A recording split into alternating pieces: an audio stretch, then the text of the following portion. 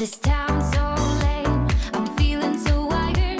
It's 4 a.m., I'm not even tired. We're in your car, we can drive away.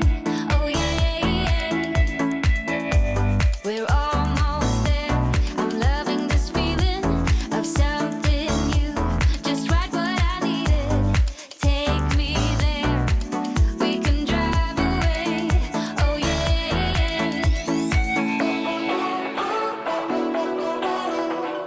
Listen to the midnight radio.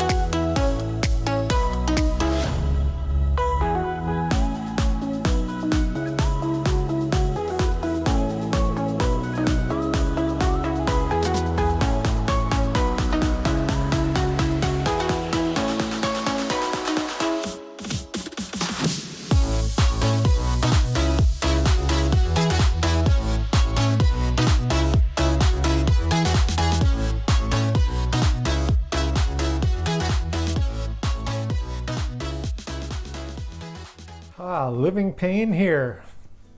Day 326, I believe, on this 50-pound weight loss journey. What to say? Food-wise, I did okay today. As you saw, it was just under 2,000 calories, of which 780 calories was snacking. I think I've gotten rid of finally the fudgicles, the ice cream, the yogurt bars that were calling my name in the freezer, and hopefully now I can stay away from them. The reality is I just didn't have the self-discipline to just say no.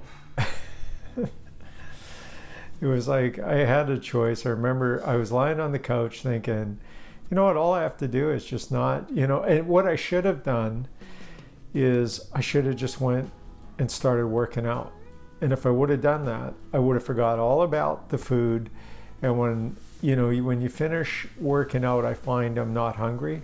You want to drink water, whatever, but I don't find myself wanting to eat. And I thought of that after the fact. After, of course, I had my fudgicles, my yogurt bars, a little bit of ice cream. Then I thought, I could have worked out and not done this. And with weight loss, there's two parts. It's really, there's the saying, death of 1,000 cuts. And this is kind of reverse. It's loss of 1,000 cuts. So for example, there's a big difference. If I cut 500 calories a day from my diet every day, cut those 500, it's going to make a huge difference versus, cutting maybe 100 calories or 200. Or if I go over by 500, it's a big swing by going over. What am I trying to say? What I'm trying to say is to lose weight there is that 400 to 500 calories that you need to cut out. So for example, I ate 1,900 calories today. All I had to do was cut out 400 to 500 calories and just keep that up every day, and I'm going to lose weight. Instead, I eat those 500 calories. Now I'm basically at my, metabolic, what I need to survive every day, and I stymie myself.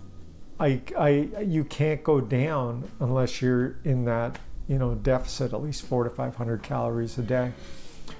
Today, a couple things. Yesterday was like just a write-off day for me. Just on every single level of my life, it was a write-off day. Work-wise, I was a little foggy, didn't get what I wanted done. There was a few things that there's times where you just can't do it. You want to do it and you know that it has to be done, but I just didn't do it. And then yesterday I had an off day for working out, and I didn't even have the energy to do my 15-minute hip opening challenge. It just got so late and I was just completely bummed out, didn't want to do anything. So needless to say, I've talked before about visualization and kind of planning your day and everything as you sleep or just before you wake up. So last night, have a decent sleep, and before I wake up, I'm starting to think, okay, I've got to do this today. I'm going to get a jump on it. I got to get it done. I've got a busy afternoon, so I got to get it done by the morning. All this stuff's going through my head. And I managed to get up. I think I woke up at about 6:30 in the morning, which is when I normally wake up, except for these last few months. I've been getting up at like 9 o'clock, 8:30, 9 o'clock. It's really strange. So I already had played in my head what I wanted to get done. And sure enough, I got up, did my hip opening challenge. I got the nastiest business work stuff that I was not wanting to do. I got that done, and I just had an awesome day. Just an awesome day of getting stuff done. And then I was eating well till the snacking. And I think at about 8:30 at night, I realized, you know what, I have to work out yet. And I forgot that I have weights tonight. And I figured, all I got to do is an hour on the bike and I'm done. And then Alice says to me, is it weights tonight? And then I thought, yeah, it is weights tonight. So I have a couple things to do. I have to get on the bike, and then I have to do weights back to back. And it's already, like right now, it's 11 o'clock at night. So I said, yeah, let's get her done. So before I could do that, I got on the bike. You can see that there was a total of an hour that I biked. but there was 30 minutes, then I stopped and I did another 30 minutes. And I'll tell you why. Is I got going on those first 30 minutes and I started off so strong. My legs were feeling amazing. I think that rest day, starting to get back into running. The net result was I had one of my best rides. I did half an hour average, like 34.5 kilometers an hour, which is pretty good. And then I figured, you know what, Brian, like there's no way you're keeping your heart rate low. I didn't have a heart rate monitor on. And so I said, just, you know what, I know what it's like if I don't stop at a half an hour, then I'm just going to keep that up, because that kind of ego competitive sort of thing is I want to see what I could do. So I stopped at half an hour and sure enough, you know, had all this great time. And then I started up. But this time on the second go around, I put on my heart rate monitor strap, which I should have been doing all the time. And I went slower. But here's another piece of good news. It kind of gives me a little shot in the arm. There's a sprint, about, I don't know, it's roughly a minute long sprint. And I ended up doing that sprint and finishing in the top 2%. So I beat 98% of the people. I think I was 19th place out of like 1,200 and change, could be more. But I remember looking at it, the math, and say I think the top 1.5% or whatever, which is pretty good. And I probably could have went a little faster if I didn't have to reach to get my camera to take a picture or video of the screen as I was riding. But it just shows getting back, getting strong. And then we did weights, and just, it was a ripper, man. My arms, it was chest, shoulders, triceps, unbelievably hard. I hated it. It was just grinding it out, grunting, groaning. You know, I do 20 reps, so it's those last 5 that I'm just pushing. And now I can do it. I can put my hands over my shoulders, but I was having a tough time before. And the beautiful part is, as I'm like grinding out those last 5 reps, even though I didn't want to, and my body, I could have quit, but I just said, let's just keep doing it. In my mind, I realized by you doing that, you're building muscle. You're going to see the results. No pain, no gain is such a true statement. So I was pretty happy that we got that done. So I did 3 things today. I did my hip opening challenge, I did my bike ride, and I did my weights, and I had an awesome day at work. The other thing is, you're going to see my videos are going to be getting shorter in terms of the montage in the beginning and stuff like that. And the reason is that I need to cut down some of the time that I'm spending doing editing and things like that. I've got some goals, career-based goals, work goals really, that I need to accomplish, and it's going to require a little bit more time and effort on my part. So I've only got so many hours in the day. So I looked at it and I said, okay, what can I cut? Where can I cut? That sort of stuff. So I figured, well, if I could even cut half an hour, 45 minutes out of filming, editing, whatever, that gives me 45 minutes to an hour to do what I need to do.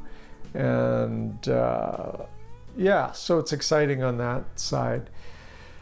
The only other thing, and I touched on it yesterday, that I'm really riding my fitness gains. I'm saying to myself, look, man, you're not at your goal weight yet.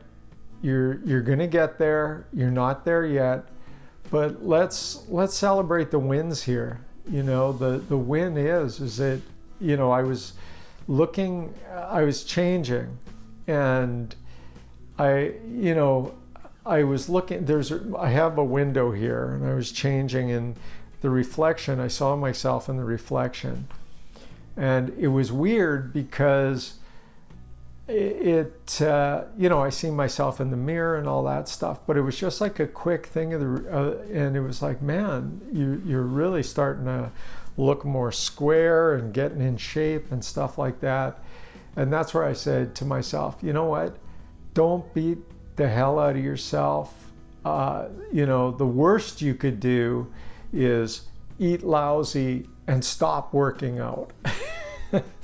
So even if you have a bad day of eating, but you're continuously working out and exercising, you're ahead of the game. It's the problem is if you quit both of them.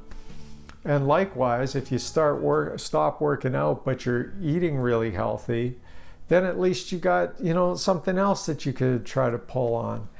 So that's what I'm trying to do right now, is not put unreasonable pressure on myself. Just be patient and just, enjoy the ride.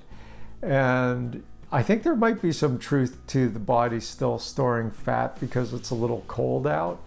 I don't know. I'm going to go with that. Sounds good to me. And so it's just staying the course. Anyway, that's it for me. Living Pain. Have a good one. We will see you tomorrow.